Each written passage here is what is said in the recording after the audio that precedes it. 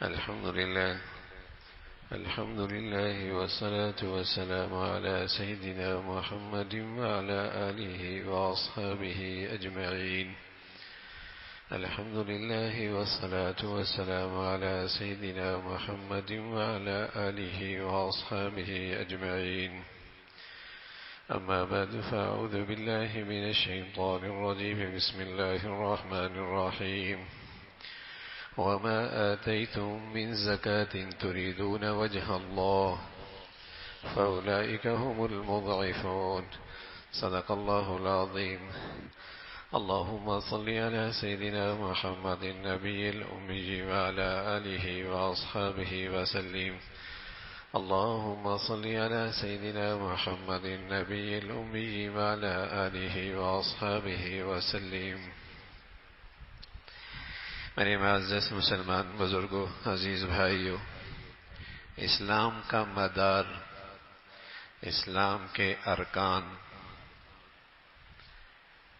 کلمہ طیبہ کا اقرار، نماز، زکوٰۃ، روزہ، حج۔ کوئی کلمہ طیبہ کا اقرار ہی نہ کرے، کلمہ طیبہ کا اقرار تو کرے، نماز نہ پڑھے، نماز پڑھے، زکوٰۃ نہ دے، تو یہ پانچوں چیزیں اسلام کی مدار ہیں، اسلام کے بنیادی ارکان ہیں۔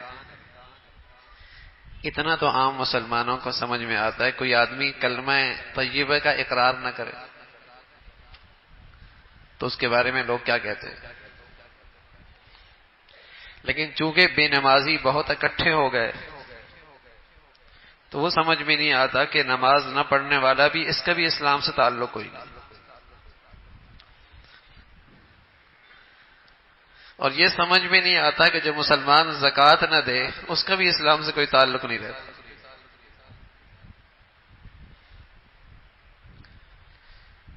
اس لیے فرمایا کہ کافر نماز نہیں پڑھتا، مشرک زکوٰۃ نہیں دیتا،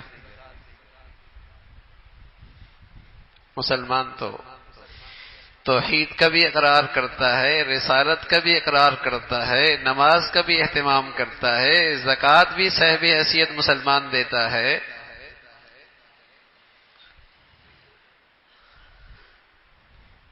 یہ اسلام کا وہ بنیادی فریضہ ہے۔ اللہ تعالیٰ نے نماز کے حکم کی تلقین فرمائی قرآن مجید میں، اور 82 جگہ قرآن میں ایسی ہیں جہاں نماز کی تلقین کے ساتھ ساتھ زکوٰۃ کی تلقین، 82، 80 سے 2 اوپر۔ یہ تو وہ ہے زکوٰۃ کا حکم، اس کی تلقین جو نماز کے ساتھ ہے، بغیر نماز کے اس کے علاوہ ہے۔ اس بادشاہوں کے بادشاہ کے لیے ایک مرتبہ بھی کہہ دینا کافی تھا، لیکن اس ذات کی رحمت، شفقت،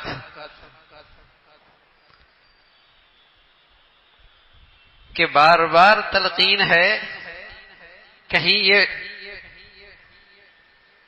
اللہ کا بندہ کہیں نہ شکرانہ ہو جائے، احسان فراموش نہ ہو جائے، دیا ہم نے ہے اور ہمیں ہی بھول جائے۔ عطا اللہ کی طرف سے ہے، اور ذرا سی جسم میں قوت بازو کیا آیا، سمجھ بوجھ کیا ہوئی، بھول بیٹھا ہو اس ذات کو جو دینے والی ہے۔ قارون کہا کرتا تھا یہ تو ساری میرے ہاتھوں کی کمائی ہے اور میری عقل مندی اور دانش مندی ہے، تو اتنی بار تلقین کی ہے، اور سبحان اللہ 100 کا 100 بھی اللہ لے سکتے تھے، کہنے 100 میں سے 2.5 روپے، 1000 میں 250، لاکھ میں 2500، اور وہ بھی ہر روز نہیں، نماز تو ہر روز ہے نا، نماز تو اللہ کے دربار میں وہ حاضری اور حضوری ہے کہ ہر وقت اللہ سے جو لینا ہے نماز کے ذریعے لے لو، اور پھر جو کچھ اللہ کے خزانوں سے ملے سال میں ایک مرتبہ اس میں سے کچھ تھوڑا سا اللہ کے لیے دے دو.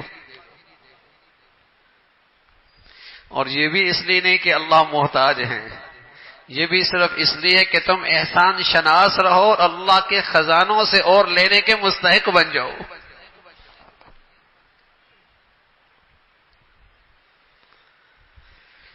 اس دینے پر بھی، اور وہ بھی قلیل، اور وہ بھی سال میں ایک بار،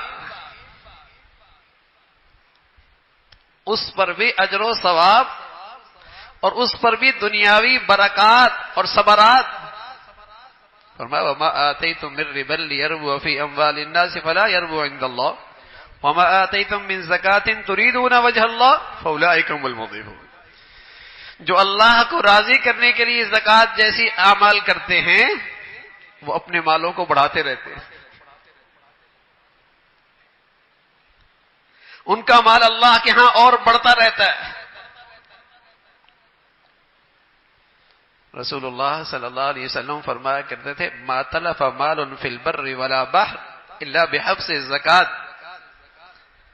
خشکی اور تری میں جب بھی مال ہلاک ہوا اور برباد ہوا زکوٰۃ کے روکے رکھنے کی وجہ سے.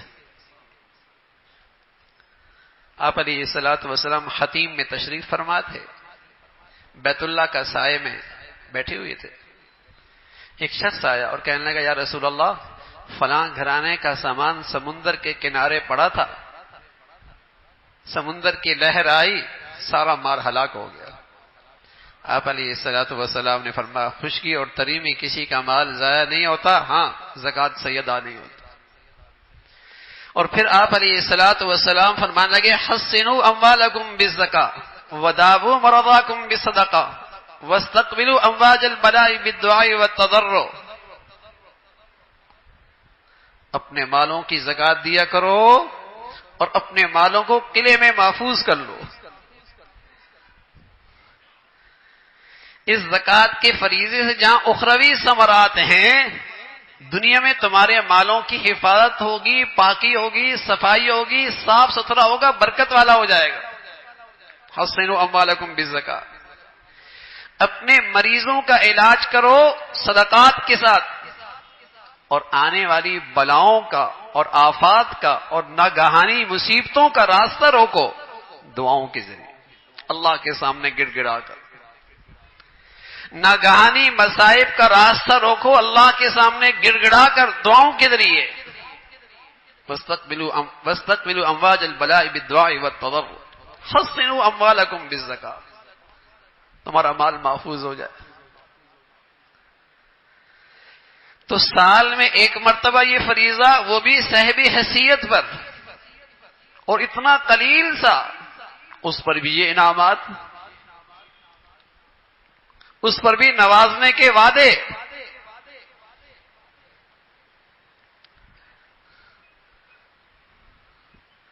رسول اللہ صلی اللہ علیہ وسلم فرمایا کرتے تھے ایک وقت ایسا آئے گا والزکاۃ مغرمہ، لوگ زکوٰۃ کو ٹیکس سمجھیں گے، تاوان سمجھیں گے. ٹیکس سمجھیں گے، زکوٰۃ کو تاوان سمجھیں گے. ایک مطلب تو یہ ہے کہ زکوٰۃ دینے والا اس کو اپنے لیے بوجھ سمجھے گا. حج کرتا ہے خوش ہوتا ہے، زکوٰۃ دے کے خوش نہیں ہوتا. عمرہ کرتا ہے خوش ہوتا ہے، زکوٰۃ دے کر نہیں خوش ہوتا. توان سمجھتا ہے، طبیعت بوجھل ہو جاتی ہے. اللہ تعالی کے وعدوں پہ یقین نہیں، اس پر جو انعامات ہیں اس پر اعتماد نہیں، بوجھ سمجھتا ہے. یہ کیا آ گیا؟ اور دوسرا مطلب یہ ہے کہ لوگ اس کو یوں استعمال کریں گے جیسے کوئی ٹیکس ہے. آج مغرب زدہ طبقہ جن کے نظریات سے آج مسلمان بھی متاثر ہیں، ان کے ہاں زکوٰۃ کا تصور ختم ہو گیا. وہ ڈونیشن سمجھتے ہیں، ڈونیشن دے دیں گے، وہ ڈونیشن دے دیں گے. وہ ان کے یہاں زکات جیسی عبادت کا تصور ختم ہو گیا. ڈونیشن دے دیں گے، اور ڈونیشن کے دینے میں اور خرچ کرنے میں کوئی پرواہ نہیں ہوتی نا کہ مسلمان دو غیر مسلم کو دو. کہاں لگا رہے ہو؟ اللہ راضی ہو رہا، اللہ ناراض ہو رہا. انسانی خدمت تو ہو رہی ہے، لیکن اس میں گناہوں کو فروغ کتنا مل رہا ہے؟ ڈونیشن دے دے گا. لیکن زکات کا فریضہ، زکات کی عبادت، اس کا تصور ختم ہوتا چلا جا رہا ہے. اس لیے کہ زکات تو عبادت ہے، اور زکات کی عبادت تو یوں ادا ہوتی ہے جب جیسے شریعت کہتی ہے کہ دینی کیسی ہے، نکالنی کیسی ہے، دینا کس کو ہے، خرچ کہاں کرنا ہے. ڈونیشن تو غیر مسلم کو بھی دے سکتے ہیں، ہندو کو بھی دے سکتے ہیں، سکھ کو بھی دے سکتے ہیں. لیکن آج زکات کی عبادت کا تصور ختم ہو گیا. لوگوں نے اس کو بھی ڈونیشن سمجھ لیا. دینے والا بھی ایسا ہی دے دیتا ہے بغیر سوچے کہ میں صحیح لوگوں کے ہاتھوں میں دے رہا ہوں. ارے میاں، جو اپنی زندگی میں اللہ کا فریضہ نہیں پورا کر سکتا، جسے تم اپنی زکات دے رہے ہو، تمہارے مال میں وہ اللہ کا فریضہ کیسے پورا کرے گا؟ کچھ تو دیکھ لو، کچھ تو خوف خدا کرو. کن کے ہاتھوں میں تمہاری زکات جا رہی ہے؟ کن اداروں کو دے رہے ہو جو تمہارا پیسہ سودی بینک میں رکھ رہے ہیں اور اسی سود سے اپنا نظام چلاتے ہیں؟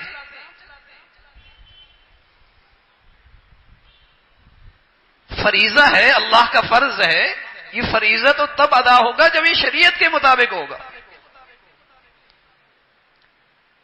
تو لوگوں نے اس کا معاملہ ڈونیشن کی طرح رکھ دیا، بغیر سوچے کہ کہاں دیا ہے، کیسا دینا ہے، حساب کیا ہے نہیں کیا اپنی مالیت کا، اور کس کے ہاتھ میں دے رہے. جس کی اپنی زندگی میں اللہ کا حکم نظر نہیں آ رہا، تو آپ کے فریضے میں، آپ کی زکات میں وہ اللہ کا حکم پورا کرے گا؟ جسے پاکی ناپاکی کا پتہ کوئی نہیں، اور آپ نے اپنی زکات اس کے حوالے کر دی کہ آپ کا وہ فریضہ ادا کرے گا. تو رسول اللہ صلی اللہ علیہ وسلم نے فرمایا ایک وقت آئے گا زکات تاوان بن جائے گا. لوگ جیسے ٹیکس دیتے ہیں، ٹیکس کی طرح خرچ کرتے ہیں، بغیر شریعت کا لحاظ کیے کہ خرچ کہاں کرنا ہے، کن چیزوں پہ زکات فرض ہوتی ہے، زکات کے مسائل کیا ہیں. آج مسلمان طلاق کا مسئلہ پوچھ لے گا مفتی صاحب سے، نکاح بھی مولوی صاحب سے کروا دے گا، لیکن زکات نہیں پوچھے گا. زکات تو وہاں دے گا جہاں اچھی تشہیر ہو جائے گی. زکات تو وہاں دے گا جہاں اچھی تشہیر ہو جائے گی، جہاں اچھی اسٹیٹس کے ساتھ اٹھنا بیٹھنا نصیب ہو جائے گا نا، جہاں اسٹیٹس اچھا مل جائے گا، زکات تو وہاں دے گا. تو میرے عزیزو، زکات ایک فریضہ ہے، نماز کی طرح فریضہ ہے، روزے کی طرح ایک فریضہ ہے. حج جیسے مرضی کر لو، روزہ جیسی مرضی کر لے، کیا نماز جیسی مرضی پڑھ لے، نماز تو ادا نہیں ہوتی. اس کے فرائض ہیں، اس کے واجبات ہیں، اس کے سنن ہیں، اس کا وقت ہے. تو زکات ٹیکس نہیں ہے، زکات تاوان نہیں ہے، زکات ڈونیشن نہیں ہے، زکات عبادت ہے، فریضہ ہے. اور اس کے جب تک مصارف پہ خرچ نہیں ہوگا یہ فریضہ ادا نہیں ہوگا. اقیموا الصلاۃ وآتوا الزکاۃ، اقیموا الصلاۃ وآتوا الزکاۃ. تو یہ ایک فریضہ ہے، اس کے اپنے مصارف ہیں. اور رسول اللہ صلی اللہ علیہ وسلم نے فرمایا جب یہ فریضہ صحیح ادا ہوتا ہے، سبحان اللہ، خذ من اموالہم صدقۃ تطہرہم وتزکیہم بہا، آپ ان سے صدقات لیں، زکات لیں، اس سے ان کے اندر جو مال کی محبت کا مرض ہے نا وہ ختم ہو جائے گا. مال کی جو پوجا ہے اور مال پرستی ہے یہ مرض ختم ہو جائے گا. اور جب سبحان اللہ یہ مال پرستی کا وہ بیماری ختم ہو جائے پھر مال آدمی کماتا ہے لیکن حلال حرام کی تمیز رکھتا ہے, جائز ناجائز کی فکر رکھتا ہے, پھر مال کمانے کے اندر بھی اللہ کے حکموں کا خیال رکھتا ہے. لیکن جب مال کی پوجا کرنے لگ جائے پھر حلال حرام کی تمیز ختم ہو جاتی ہے, پھر جائز ناجائز کا فرق مٹ جاتا ہے. بس آنا چاہیے اخذ من الحلال ام من الحرام, حلال طریقے سے لے رہا ہے حرام طریقے سے لے رہا ہے. فرمایا ان سے زکوٰۃ لیجئے. یہ مال کی محبت کا جو مرض ہے جس سے آج ہر جگہ ناچاکیاں ہیں, جس مال کی محبت نے آج سارے تعلقات ختم کر دیے. دوستی تھی 40 سال سے, تعلقات تھے 20 سال سے, رشتہ داری تھی بھائی, مال کیا آیا ہے سب ختم ہو گیا. ساری قدریں, سارے رشتے, ساری مروت سب ختم ہو گئی. مال مصیبت بن کے آ گیا. مال اللہ کی نعمت ہے. فرمایا زکوٰۃ دو گے, صدقات دو گے, یہ مال برکت والا, یہ اللہ کا فضل, یہ اللہ کا انعام, اللہ کی تعالیٰ کی نعمت. دنیا میں مبارک زندگی, آخرت میں کمال, اللہ کے ہاں سرخرو ہو جائے گا. فرمایا زکوٰۃ اس کی اچھی طریقے سے لے لو, اس کا مال پاک ہو جائے گا. جو مال میں شر ہے, فتنے ہیں, برائیاں ہیں, اس صدقے زکوٰۃ کی برکت سے وہ مال برکت والا ہو جائے گا, پاک ہو جائے گا. اس مال میں برکت بڑھ جائے گی. تو یہ ایک فریضہ ہے, صحیح مصرف میں خرچ ہو, قابل اعتماد ہاتھوں میں آئے, یہ فریضہ ادا کرنے کی فکر ہو. آپ علیہ الصلوۃ والسلام فرمایا کرتے تھے, میں قسم کھا کے کہتا ہوں جب زکوٰۃ کی رقم مال میں ملی رہتی ہے تو یہ بقیہ مال کو بھی ہلاک کر دیتا ہے. محدثین نے جنہیں حدیث پر اللہ نے خوب نظر عطا فرمائی, فرمایا اس کے دو ہی مطلب ہیں. ایک مطلب تو یہ کہ زکوٰۃ کی مال میں مل گیا, ایک آدمی زکوٰۃ کا مستحق نہیں ہے اور لے رہا ہے, پرواہ نہیں نا کہ مستحق ہے, اور اس کو پتہ بھی نہیں ہے کہ زکوٰۃ کا مستحق ہوتا کون ہے, لے رہا ہے. فرمایا اس لینے سے کیا ہوگا, اس کا بقیہ مال جو حلال تھا وہ بھی برباد ہو جائے گا.